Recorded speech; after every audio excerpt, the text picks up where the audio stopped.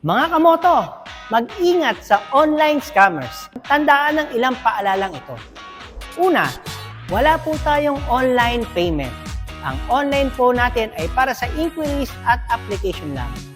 Pangalawa, isa lang po ang official social media accounts ng Motortrade. Siguraduhin verified ito at may blue badge. Pangatlo, wala po tayong free delivery. Ang mga motorsiklo po natin ay kiniklaim lang po sa mga branches po natin.